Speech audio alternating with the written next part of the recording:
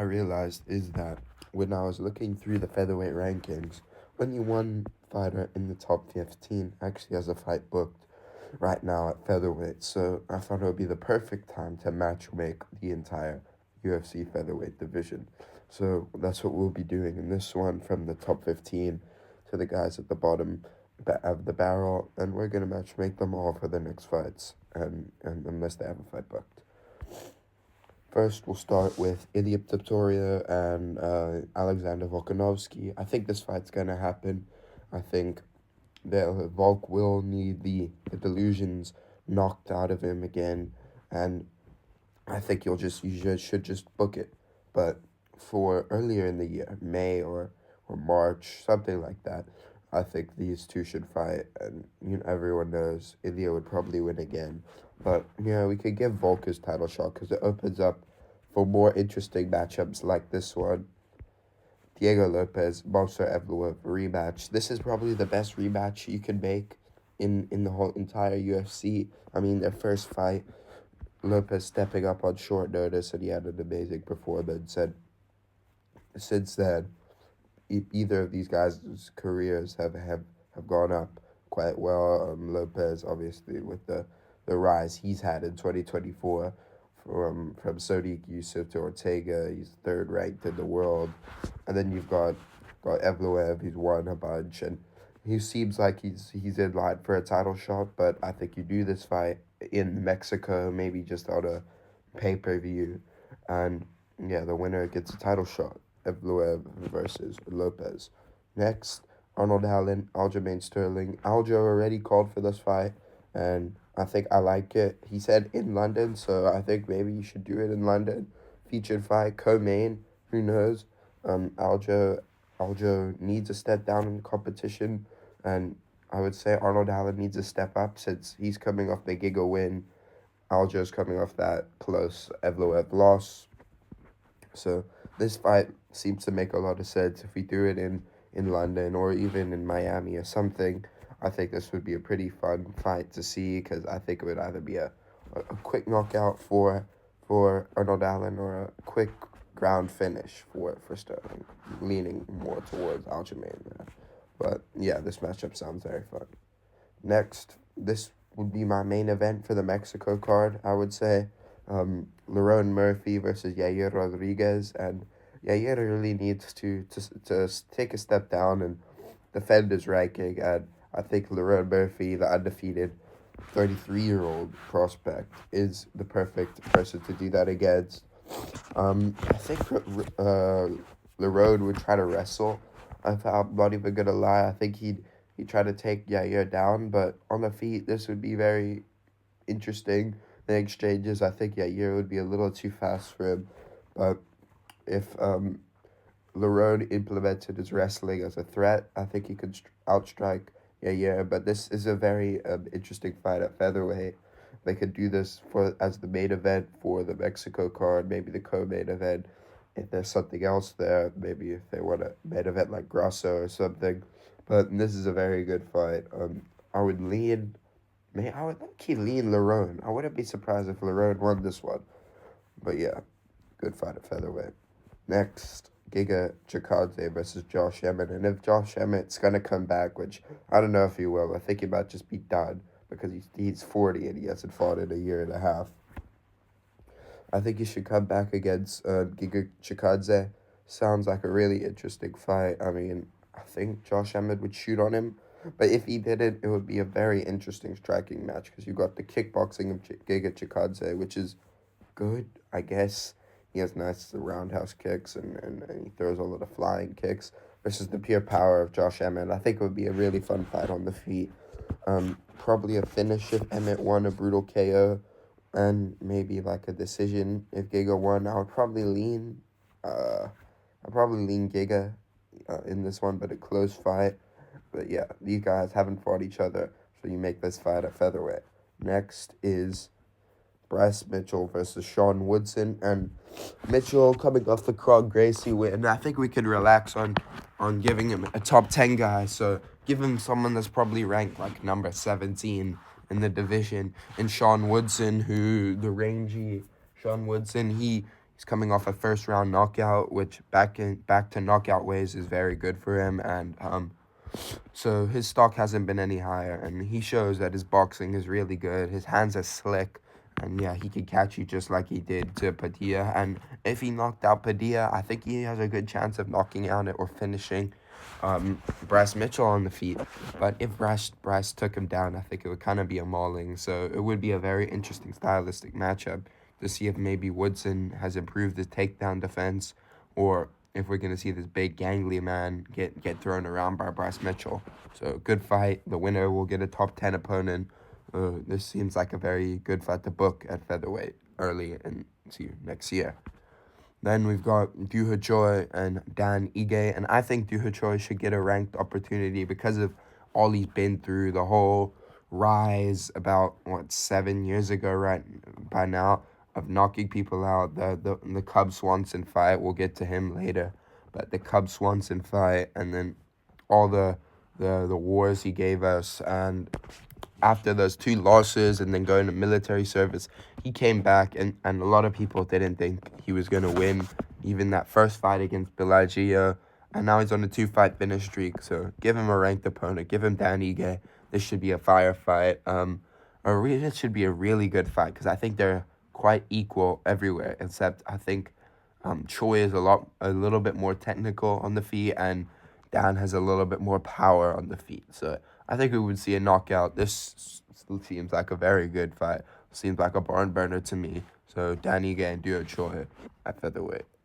Next, Janderson Brito and Super Sodiq Yusuff. And I think this fight is good because we don't want to give Brito a ranked opponent for losing to Gomez, but people would still want him to get a higher ranked opponent because the fight was close. He did still lose, but I think we do Janderson Brito versus Sodiq Yusuff, maybe on an Africa card, but I don't think that will happen, maybe on a Brazil card. But I like this fight. Yusuff, he's very well-rounded. He came in to the UFC with a lot of hype after his fight on the Contender Series. He has good calf kicks. And if he says defensively sound and he takes down Brito at the right time and he's kicking away at his calves, he might win. But Brito's kind of a monster when he's not winging overhands. But from his hip, I think he can do really well. So I would probably pick him by late TKO in this fight. But this is a good fight to bounce these guys back, both coming off losses. Winner gets a ranked opportunity, so he gets a chance to make his way back into the rankings. So yeah, do this. Next, we've got Chepe Mariscal and Nate Wood, and I really like this fight. Chepe is a really pretty good fighter, and he's been getting into a lot of good fights with Morgan Charrier, and he kind of dominated Damon Jackson.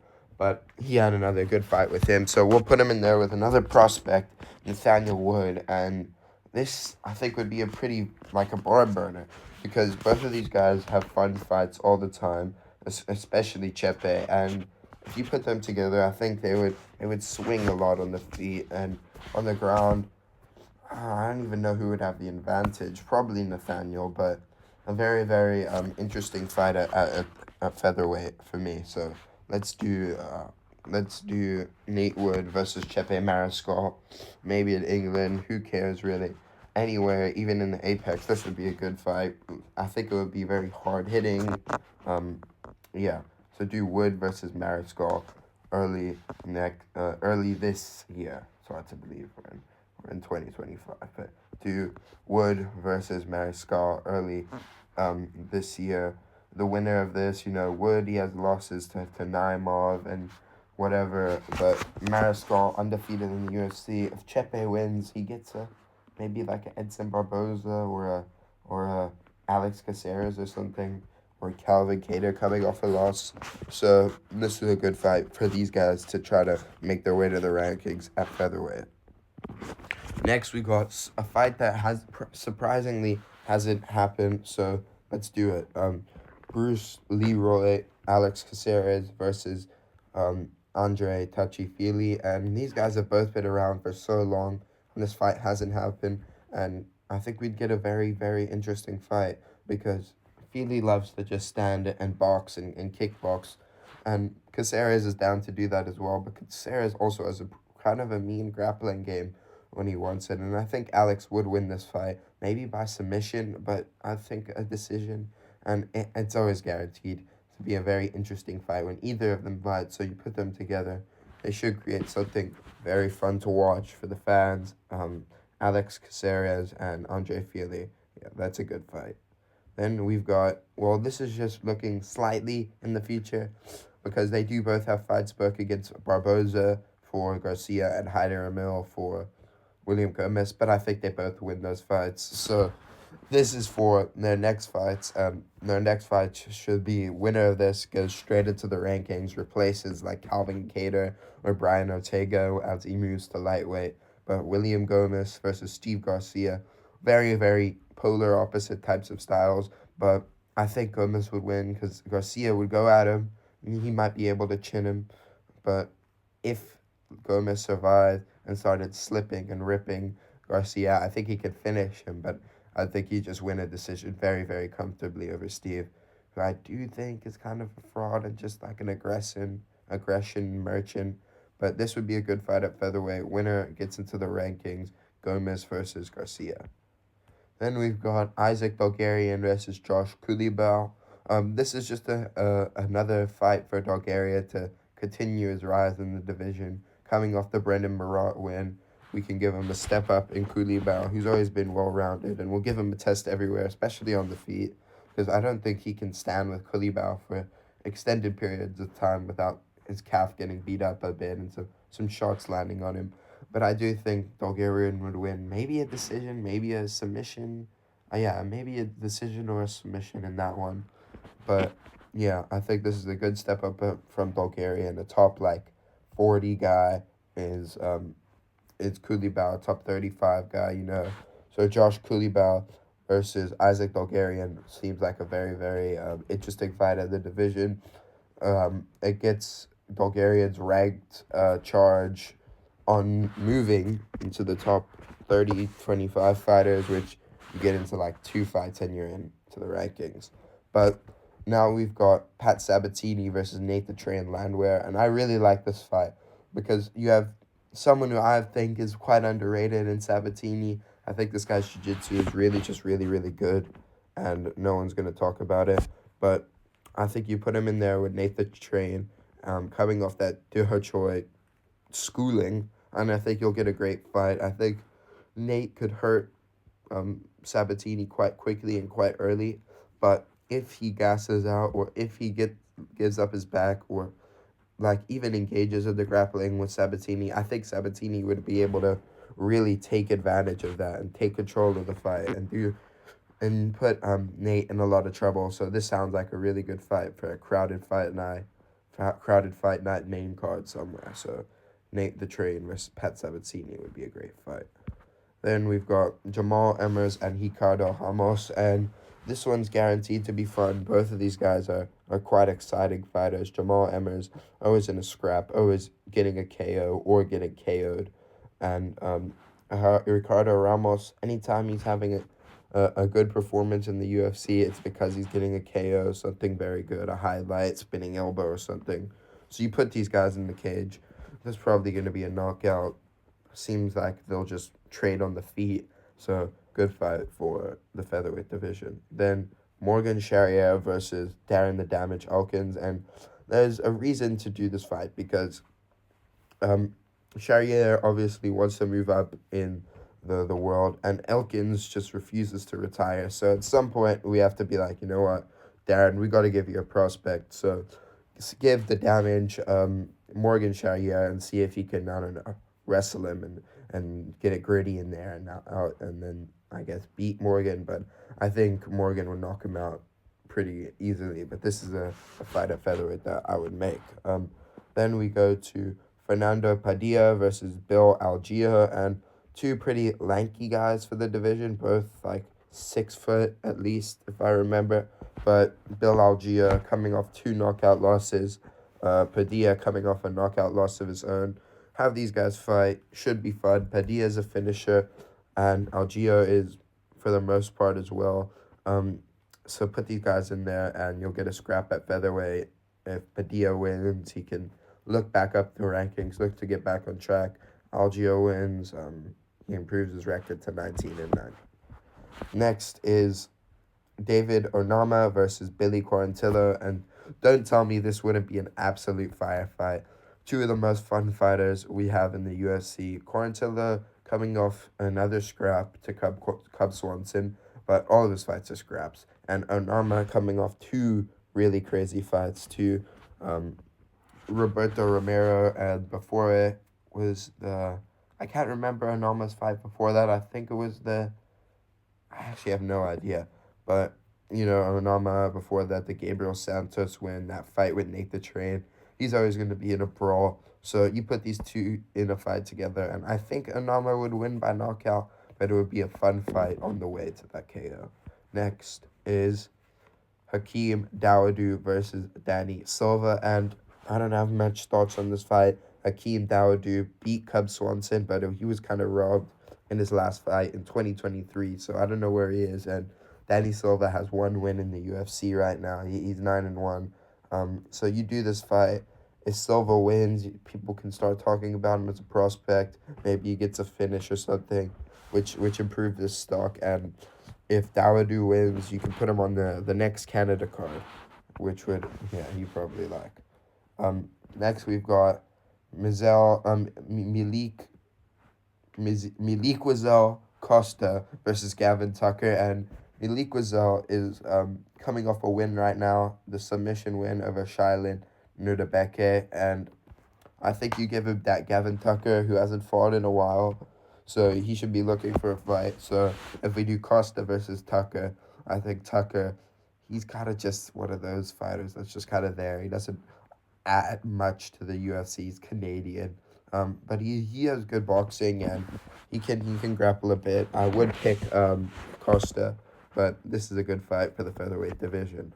Next is we have got Julio Arce versus Jonathan Pierce, and this is a weird one. Julio Arce finally got a TKO for the first time since 2021 against Herbert Burns, but Arce is really not that bad. I mean, he's only losing to very, very good fighters, and he beats the guys like JSP, so I think he would win this one. But Arce always down for a scrap. Pierce, he's kind of a killer, be killed guy as well. So these two older guys at featherweight would probably have a good fight. Next is Cub Swanson. You are a legend, one of my favorite fighters of all time, and for all the amazing moments that Cub's given us over the years as one of the best and most exciting featherweights of all time, like the war with Tuho Choi, that amazing Dennis Siver performance. Even recently, we got the fight with Billy Q at the KO. We had all of these moments from Cub. The Elkins wheel kick. You had that when he beat down on Craig Gracie, the Artem Lobov win, that 4-fight win streak, when he beat Dustin Poirier, that overhand KO of Charles Oliveira, and then the Ross Pearson wins, and all those WEC fights that one against the McKenzie guy, and Cub Swanson, just one of the biggest legends in MMA, some of the most striking ever, and UFC Hall of Famer already. But this guy, I think he should retire after that amazing Billy Q knockout win. Cub Swanson, you're a legend. We love you.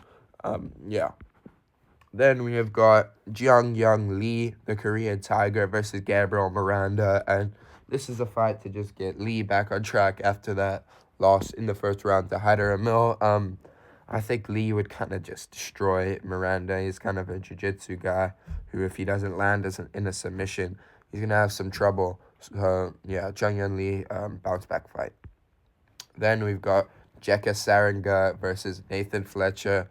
Jekka is powerful, but that's it. He has no skill, and Nathan Fletcher, I don't know, a pure grappler. So we'll probably see a similar outcome to the Weston Wilson fight, where Weston Wilson submitted Jekka Saringa. Yes, he lost to Weston Wilson, but this fight, there will probably be a finish, whether it's on the ground or on the feet, so book it to lower level featherweights. Then we go to the Contender Series prospect one of my favorites is Kevin Vallejos coming out of Samurai Fight House, an amazing, amazing Argentine promotion. Please watch their cards on YouTube. They're fucking crazy.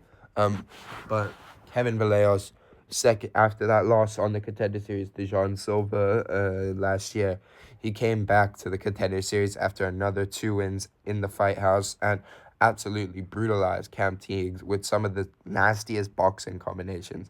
Literally, from his last Samurai Fight House fight to this Contender Series fight, his hand speed got faster. I mean, Cam Teague looked like a welterweight in there against him, just with the speed level. Vallejos boxed him up, kneed him in the face in the clinch, and leg kicked him like twice. And then, yeah, he finished him with punches. He doesn't have amazing power, but he does carry some power in his hand, and his speed is really, really good. I have him in a fight with Shailin Nudabeke here. Shailin likes to stand, so I think it's a good matchup for Kevin in his UFC debut. Then we've got Weston Wilson versus the Cuban problem, Yair Davale. And Weston Wilson stinks, but he is coming off a win somehow over Jekka Saringa. So I'll give him the worst Dana White Contender Series prospect that came from out of all the featherweights this season, Yair Davale from Cuba. He did show that he had a very fun fight in the Contender Series, but it wasn't the most technical. I think he would probably finish Weston Wilson, though, by finish with a TKO or something. So this is a fun fight and a good one to get the Contender Series guys their debuts in the UFC. Then Francis Marshall versus Su Wong Choi.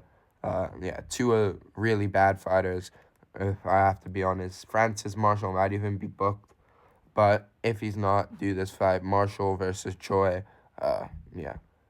Then Timothy Kwamba versus Dennis Bazooka. Isn't an amazing fight. Kwamba 0-2 in the UFC. So is Bazooka, but I like Bazooka. He trains out of Serra Longa. He's good friends with Aljamain Sterling and those guys. So I'll always root for him over Kwamba, who a lot of people don't like. I can't even remember why. But yeah, do Bazooka versus Kwamba. And do I have a last bout for you guys? We have the opportunity to do one of the best fights I think you can make in the fucking in the featherweight division. You can do Herbert Burns versus Kron Gracie. Oh my, what a horrible fight this would be. But I actually think it would be kind of fun because either Herbert Burns tunes him up on the feet, which I think he would do. I think he'd tune up Kron on the feet and knock him out, which would be just ridiculous, getting knocked out and brutalized by Herbert Burns. But or actually take it to a decision, sorry. Or Herbert grapples with him and he loses because I don't think he can out-grapple Kron Gracie.